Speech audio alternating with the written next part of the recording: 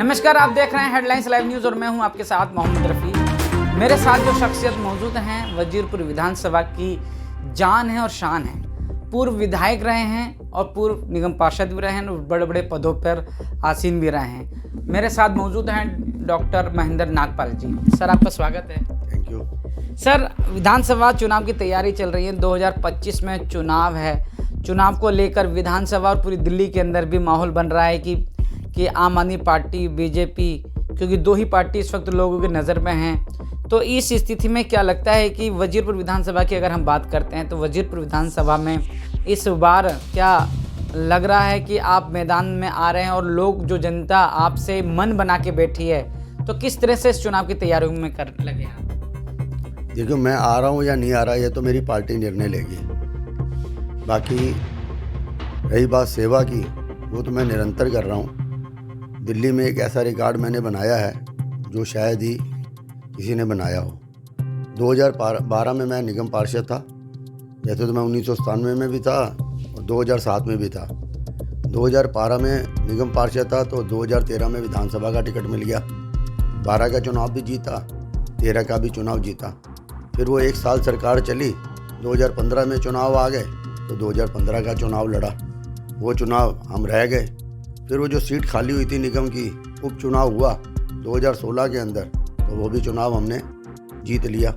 यानी कि 4-5 साल में 4 चुनाव लड़े और एक मैं इसको बहुत बड़ा रिकॉर्ड मानता हूँ। और उसके अंदर 3 चुनाव जीते। वो तो एक लहर चली, उसके अंदर हम रह गए। और दूसरी बात एक आपसे और बताऊँ, मैं 2013 का जो चुनाव मैंने जीता, वो मेरे सामने प्रवीण कुमार लड़ते जो महाभारत के अंदर भीम थे। लगभग 5500-6000 के बीच में चुनाव मैंने वो जीता। दूसरा चुनाव जब हुआ 2015 में, वो चुनाव में रह गया। उसमें मुझे वोट मिले 36,000। और दूसरा चुनाव जब 2015 का लड़ा, वो मेरे मिले 39,500। 3,500 वोट बढ़ गए। अब 2020 में पार्टी ने फिर लड़ाया मेरे को, तो वो चुनाव भी मैं लूज़ कर गया।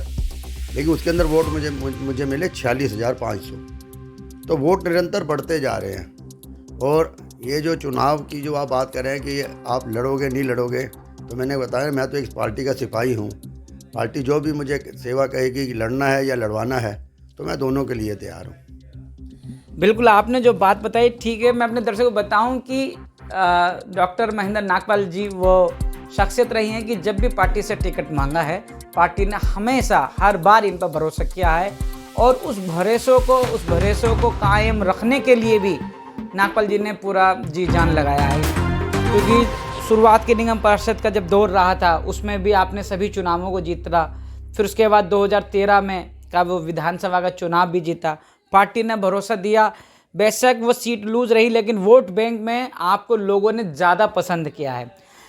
अब लोगों के मन में कहीं ना कहीं एक सवाल ये भी आ रहा है कि क्या लोग सोचते हैं कि अगर नागपाल जी लगातार सीट के लिए टिकट मांगी है, पार्टी ने दिया है, इस बार क्या लग रहा है कि इस बार की मांग भी पार्टी पूरा कर सकती है? क्या कोई ऐसा पैमाना तो नहीं है जिस वजह से आपको डिस्क्वालीफाई करने की कोई ऐसी बात हो?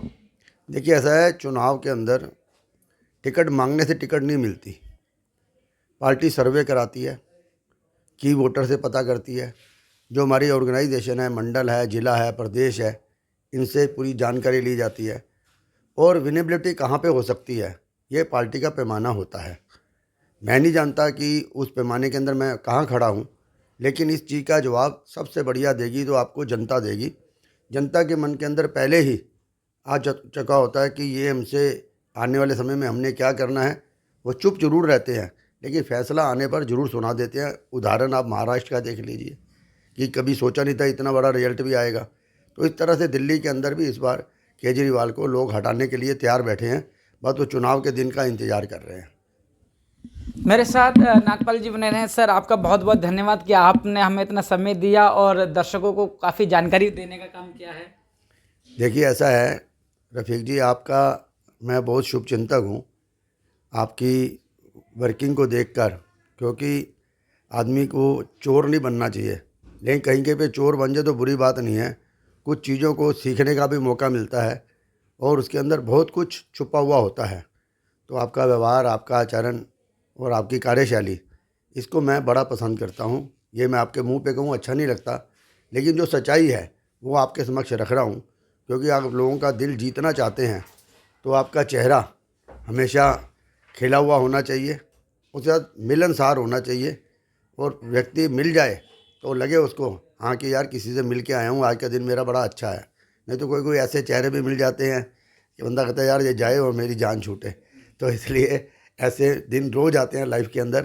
तो इसलिए मैं आपको सही बताऊं तो मैं याद भी कर रहा था आपको 2-3 दिन से, लेकिन आज अच्छी हुआ मुलाकात हो गई अचानक। मैं भी थोड़ा बिजी रहता हूं, आजकल व्यस्त रहता हूं, लेकिन फिर भी आज अच्छी हमारी गपशप हो गई। बहुत बहुत धन्यवाद आपका। मैं अपने दर्शकों को बताना चाहता हूं कि जिस तरह से नागपाल जी ने बताया है कि इनकी अपनी इच्छा तो चुनाव लड़ने की है, लेकिन फैसला शीर्ष नेतृत्व का है, पार्टी हाईकमान का है। अगर पार्टी हाईकमान इन पर भरोसा करती है और इनको दोबारा फिर से मौका देती है, तो उस मौके को फिर से भरोसे में बदलने की पूरी ताकत लगाने की का जो दृढ़ संकल्प है वो लेकर बैठे हुए हैं। लेकिन इसके साथ ही जनता के लिए भी एक है, क्या आप अपने इलाके में अगर भाजपा के तौर पर किसी उम्मीदवार को पसंद कर रहे हैं, अगर आप नागपाल जी को जानते हैं और पसंद करना चाहते हैं, तो वीडियो के कमेंट्स में अपनी राय भी ज़रूर दीजिएगा। मेरे साथ जुड़े रहने के लिए हेडलाइंस लाइव न्यूज़ से मोहम्मद रफ़ी की यह ख़ास रिपोर्ट।